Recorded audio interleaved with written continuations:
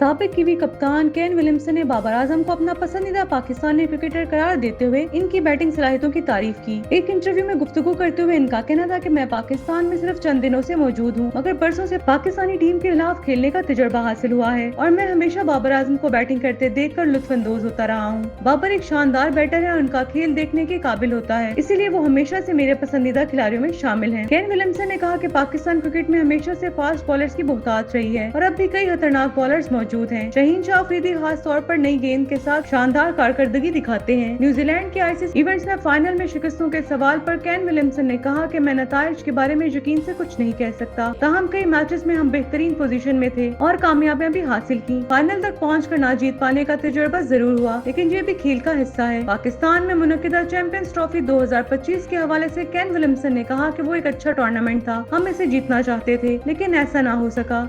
खैर, जिंदगी आगे बढ़ती है और अब हमारा अगला हद पाकिस्तान सुपर लीग है।